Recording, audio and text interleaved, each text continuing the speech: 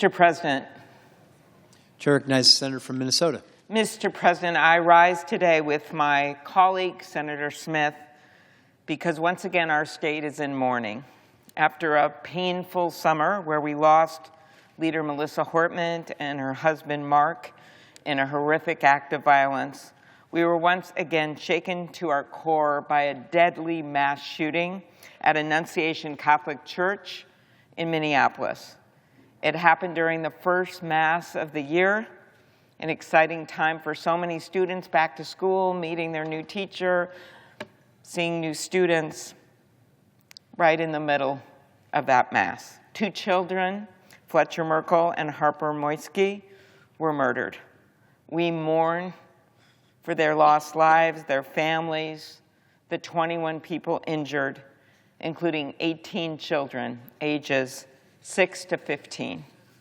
I think about the teachers and clergy who never imagined having to instruct children to duck under church pews to save their lives, and all the kids who were forced to grow up way too quickly. They will never forget that morning. On the day of the shooting, literally within an hour of the shooting, I found out that one of my former employees who worked in this building, who I'm very close to, Kate Nyland, she had 3 kids in that church this morning. She long left Washington, got married, had these 3 children, 2 of them twins, and they were all 3 in that church. Her daughter, Cora, who's in middle school, saw 2 of her best friends get shot, one in the stomach, one in the neck. And she had to run out of that church when they could get to safety and told one of their dads that his daughter had been shot. We have since heard about a teacher who got a kid out of a wheelchair, a child with disabilities, put him under the pew, and then shielded him with her own body. We've heard the words of a young child who was saved because his friend laid on top of him and got shot in the back. We heard the stories of the police officers who ran toward and not away from danger and saved lives. And we have heard the stories of the medics and the first responders and the doctors and the nurses in the operating rooms that somehow were able to save all those other lives.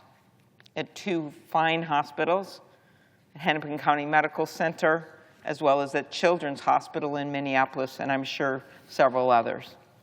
You know, it is such a close-knit neighborhood that surrounds this beautiful church. Annunciation is a church on a hill, but it's not a church alone on a hill. It is a church that's attached to a school, and it's a church and a school that are right next to houses, literally a few yards away. And then next to the houses are more houses. And then next to the houses are a shop. And then next to that is a restaurant. And then next to that is another big high school. And then next to that are more houses. So many houses filled with families who on that day, Wednesday, August 27th, had to tell their own kids the horror of what happened in every single one of those houses. You can't hide from this, as much as you want to shield your kids from these kinds of stories. But when they're 6-year-olds that are in the mass shooting, that are in the church, who are the neighbors and friends of the kids in the other houses, every parent had to tell their kids about it. This church, this school, these people of faith, these neighbors, they've all been incredibly strong. And even on this horrific day, I saw hours after the shooting, neighbors sitting out on their lawn chairs with food for each other, neighbors hugging people they knew and hugging perfect strangers whose lives had been just turned upside down. But most of all, I've been thinking about that little 8-year-old Fletcher Merkel, 10-year-old Harper Moisky, and their families whose lives were taken that day. And I'm going to start by talking a little bit about them. Fletcher was just starting 3rd grade. He loved his family, his friends. He loved fishing and cooking, and in his dad's words, any sport that he was allowed to play. His dad also said that Fletcher was on his way to becoming a wonderful young man. In light of his family's tragedy, the family has urged people to wear bright colors to his funeral this Sunday to honor his memory, and he asked all parents to give their kids an extra hug. Harper Moisky, the other child we lost, had just begun 5th grade. Her parents described her as a bright, joyful, and deeply loved 10-year-old whose laughter, kindness, and spirit touched everyone who knew her. She was adored by her little sister. Like so many girls her age, she would have sleepovers with her friends. They would stay up late watching movies and doing each other's makeup. So I met that family just 10 hours after they lost Harper. They joined thousands of people at the Academy of Holy Angels nearby because they didn't want to be alone. They wanted to be with people from their community, whether they knew them or not. They were there to hear from the Archbishop. They were there to hear words of comfort. And I met Harper's little sister sitting quietly on her mom's lap, holding a teddy bear, knowing her life would never be the same. Harper's family was clear that they want to see us take action. In her parents' words, change is possible and it is necessary so that Harper's story does not become yet another in a long line of tragedies. Change is possible, but it takes courage. And that courage isn't supposed to come from parents in mourning or from defenseless kids in mass in the first week of school. 6th graders should not have to protect 1st graders. You know, I'll never forget meeting several of the Sandy Hook parents in 2013, and I've shared the story with some of the parents at Annunciation. It was the day that we had the vote on the bipartisan background check bill. I remember Joe Manchin was trying to get that done. It was a strongly bipartisan bill. It was one of my worst days in the Senate because they were in my office, and I had to call Joe to get the latest because he was trying to get the bill done and tell the families that we weren't going to be able to get it passed, that we were just missing a few votes. And I remember that day because one of the moms in my office described how her son had severe disabilities, and he had a school aide that would be with him all the time. And every day before he went to school, he would point at the picture of the school aide that was on their refrigerator because he loved her, and he did that day. So she told me that was the last time she saw her son. He's autistic, loved that aide, loved his family. And hours later, she sat with other parents in the firehouse in Connecticut, waiting as one by one kids would come in and their families would cry and grab them and hug them and whisk them away. And pretty soon, the families left in that firehouse knew that they were the ones left. They knew they would never see their babies again. And that mom sat there in that firehouse thinking, and the dad, and they thought about the fact that whatever happened to their child, which they now knew he was dead, it would happen to the school aide too. And when they found them, she had her arms around him in a closet. They were both shot dead. And those families asked me that day in my office, how come we have the courage to come here to advocate for background checks for something that wouldn't have even saved our babies? Because in this case, as you recall, the guns were in the household that the parents had got. But we advocated for the background checks and closing the loophole because we believed that it would save lives of other people's babies. And we believed it was the most likely thing that could pass. And we believed that despite some of us wanting an assault weapon ban or other things, that this was the smartest thing we could do. And the people in this place didn't have the courage to stand up like we did for other people's kids. We can never give up, because it is impossible to believe when you look at what happens in other countries that still have legal guns and still allow for hunting. You know that we can be better. You know we can do better. You know that guns should not get into the hands of the people that have been doing these shootings. In 2018, after another horrific shooting, I worked across the aisle with Senator Hatch of Utah to pass a law which has provided over $400 million to support prevention programs to keep schools safe. We tried our best. but it's clearly not enough. In 2022, after our nation was rocked by mass shootings in Buffalo and at Robb Elementary in Uvalde, we passed the bipartisan Safer Communities Act, led by Senators Murphy and Cornyn, negotiated with a group of senators.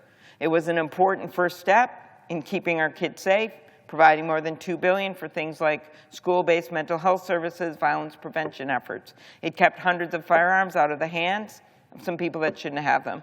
And it also included my legislation to close the boyfriend loophole and keep convicted domestic abusers from buying a gun. But it was just a first step. As this tragedy at Annunciation Catholic Church makes clear, there is still so much more that must be done. We cannot rest when gun violence remains the leading cause of deaths of kids and teenagers. We cannot rest when there have been over 90 school shootings in this country in 2025 alone.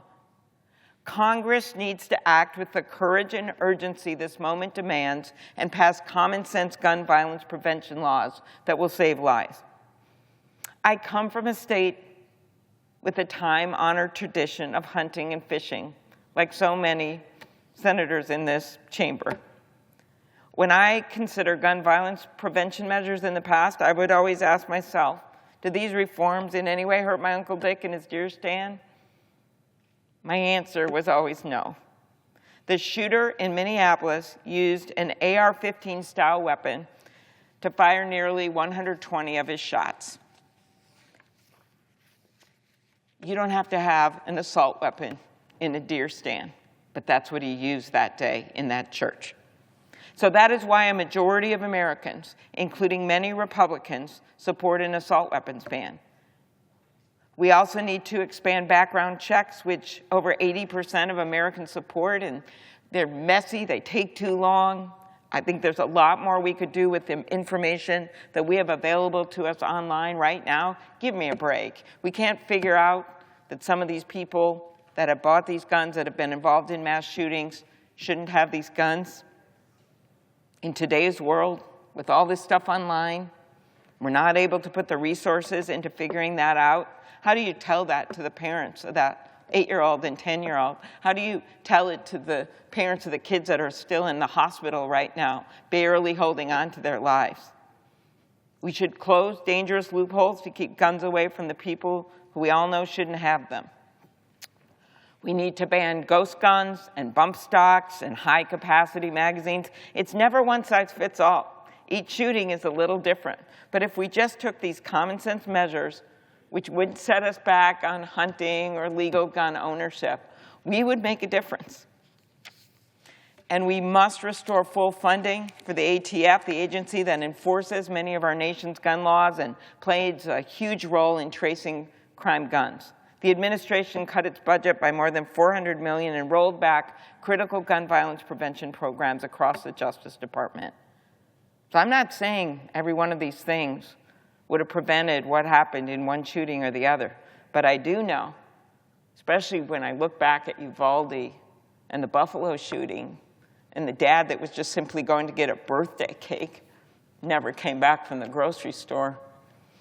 I do know that some of these things on assault weapons or age limits or doing something when it comes to closing loopholes of who should be able to get these guns, they would have saved a whole bunch of lives if we got that done.